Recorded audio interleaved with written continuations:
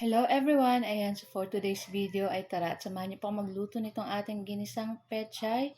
Siyempre lalawakan po natin yan ng pork at meron din po tayong itlog. So kung hindi niyo pa na-try yung ganitong luto guys, nako itry niyo na at siya magugustuhan niyo at napakasarap po nito. So ayan na nga at nagsangkot siya po tayo nitong ating pork.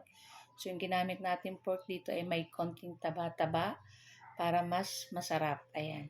Tapos syempre naglagay tayong konti lang na mantika at naggisa na tayo ng ating bawang at ng ating sibuyas.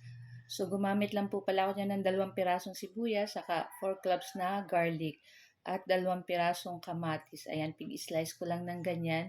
So, gigisahin lang natin hanggang maluto yung ating kamatis dyan. So, takpan lang po natin ng konting minuto at pagkatapos ay okay na rin to. Pwede na nating ilagay yung ating slice na pechay na ganyan lang po ang slice. Ayan. Tapos lalagyan din natin ng konting tubig. Ayan, para may sabaw-sabaw yung ating ginisang pechay. Ayan. Kayo po ba guys, ano po ang inyong ulam today? Ayan, shout out po sa ating new followers and welcome po sa Mamshi and 3 Sons. Ayan. Thank you so much sa lahat po na nagsisend ng kanilang star. Ayan, sana marami pa akong ma-receive na star, charot. So na nga, at naglagay na tayo dito ng paminta at konting toyo, ayan. Tapos naglagay rin tayo dyan ng konting asin pa kasi medyo matabang.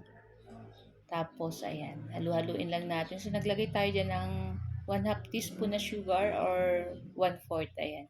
So pang balance lang dito sa lasa nitong ating niluluto. And then, ayan, hintayin lang natin pong kumulo itong ating pechay dyan.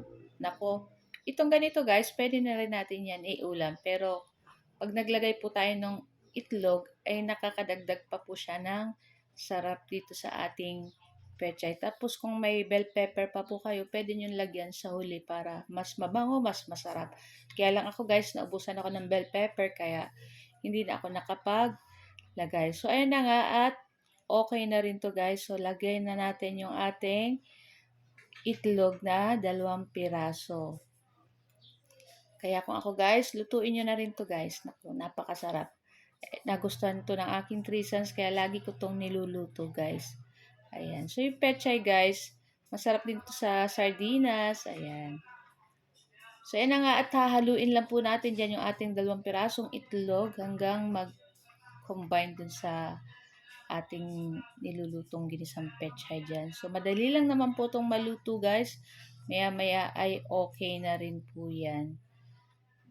So, bahala na po kayong mag-adjust pa kung ano pang kulang na panglasa, kung ano pang gusto nyong pang lasa na gusto nyong ilagay.